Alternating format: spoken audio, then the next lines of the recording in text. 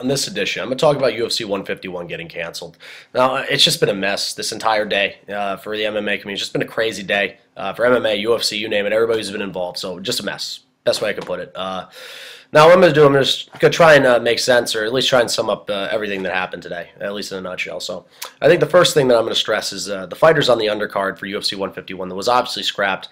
These guys deserve to get paid. You know, they've sacrificed a lot. They've done their training, and now the fight's scrapped or their fight's scrapped, and they're not going to get paid the money that they most definitely deserve. I mean, they have bills to pay. They have kids. Obviously, it's part of the profession, but do the right thing and pay these guys their money. I mean, with any business, you got to keep the workers happy. The guys that go and make the money and do all those things. Keep these guys happy. Do the right thing. It's got to work in order to have a successful business. So do the right thing. Pay these fighters. It leads me into my next point is that did UFC 151 really need to get canceled? Now, I think it didn't, to be quite honest with you. I think it was a bad move by the UFC.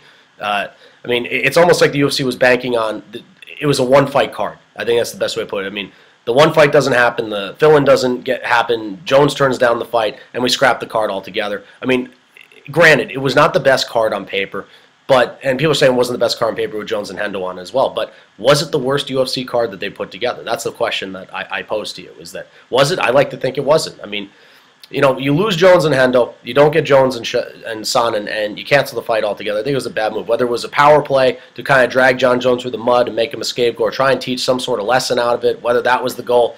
But, I think a lot of blame has been placed today. I mean, and I think the UFC brass is just as much to blame for this. Is that in the end, I'm not here to defend anybody. Really, is that Jon Jones may have not canceled the fight itself. He may have turned down the fight with Sonnen. And I know it's one fight, and one fight doesn't make an entire card. It may hype the card. It may get the pay-per-view buys, but ultimately the people that canceled UFC 151 are the people a part of the UFC. So, I mean, if anybody's to blame or just as much to blame, the UFC is most definitely as well. I mean, that's not me being a good company guy right now, but I don't see the point in canceling the card altogether. I personally do not see the decision. I don't agree with the decision, and obviously there's a lot of money that's lost right now. Family, friends, fans that are all traveling, they're all let down. It's not just one person, so I think a lot of more people come into play in this light. So trying to make sense of the whole Jon Jones turning down the fight with Chael Sonnen, I think it comes down to the personal interest versus the championship fight anybody argument. In regards to the personal interest, I mean, let's look at this. It's 8 days notice to a fight. He's been preparing for a fighter in Dan Henderson, and now it's a different fighter, a fighter in Chael Sonnen. Obviously, guys that both wrestling based, but I guess you could say they're different fighters. Maybe he's not so much, he hasn't prepared for a fighter like Chael Sonnen, and obviously it wasn't a smart move, quote unquote, to take a fight on such short notice against a different opponent. I guess I could see that in the personal interest. And obviously it's a lose-lose for Jon Jones. There's a lot more at stake for Jon Jones than there was Chael Sonnen. If he's to lose to Chael Sonnen, obviously Chael Sonnen's the new light heavyweight champion. He's no longer the champion. And this is a part of the time where he's got his Nike deal. He's got a lot to live up to, and he's already lived up to a lot. I mean, he's an outstanding champion. He's won plenty of fights. But, I mean, if you want to talk the business standpoint as well, if we're talking about personal interest and business standpoint, I mean, who's the bigger draw? I mean, obviously it's Chael Sonnen if you take the UFC 151 replacement fight, or Lyoto Machida. And not to mention, I mean, Chael Sonnen's coming off of UFC 148, one of the biggest UFC pay-per-view buys of all time, versus Lyoto Machida, who you were saying you didn't want to fight because he was your lowest pay-per-view draw. So we're talking business standpoint. Who's going to sell more pay-per-views, Chael Sonnen or Lyoto Machida? I pose that question. And, I mean, lastly, I mean, I pose a question. Is it about fighting for Jon Jones, or is it about what he can get from fighting in the business standpoint? I mean, is it the money he can get from fighting? Obviously, it's a profession. I get it. It is about money in the end. It's not something that everybody's going to talk about. Jon Jones has made evidently clear. But is it more about being a passionate fighter, going in there because it's something that you love, or is it about what he can get from the sport?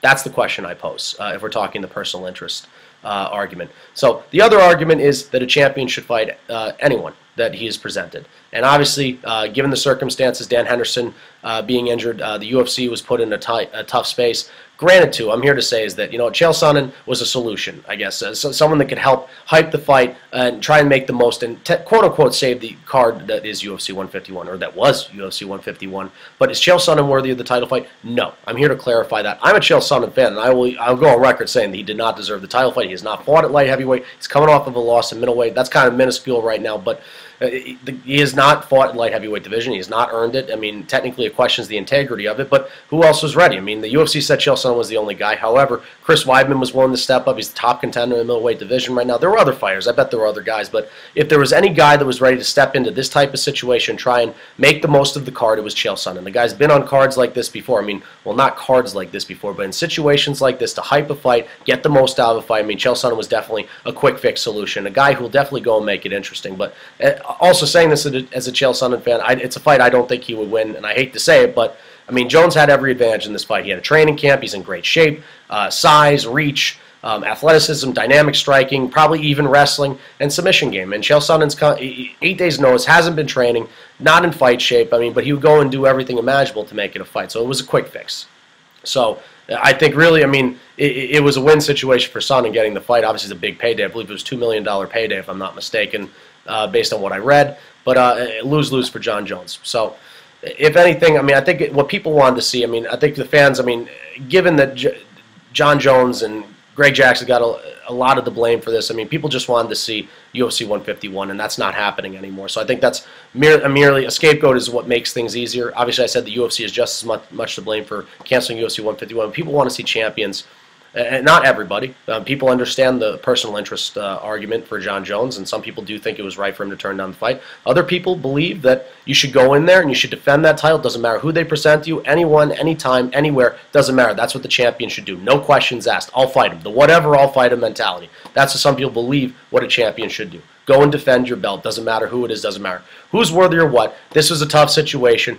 Sonnen was the quick fix, and it obviously didn't happen. Jones turned down the fight, and obviously the UFC went way over in the deep end and canceled the card altogether. So that's just me trying to sum it up. And obviously, I mean, hats off to Sonnen. I mean, whether you love or hate Chael Sonnen, I mean, stepping up in short notice, given the circumstances, you know, it shows that he's in there to do it for the fans. Whether you love or hate the guy, you know, he was in there and was going to be the solution. This isn't the first time he was willing to step in against Rashad Evans.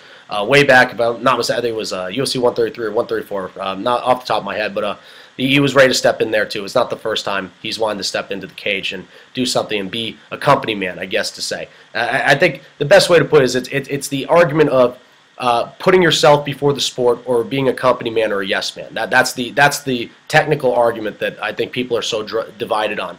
That's the best way to go about. I guess I could sum it up. So, and also hats off to Chris Weidman. He was willing to fight as well. Both guys are warriors. They wanted to be in the octagon. They wanted, obviously, the easy, technically quote-unquote easy path to the light heavyweight belt. Obviously, you had to get through Jon Jones. That's not an easy task. So, and lastly, Dan Henderson, I wish him a speedy recovery. I was really looking forward to seeing Jones and Hendo fight. Hopefully he could be healthy. Wish him a speedy recovery. That's just me trying to sum up everything that happened today.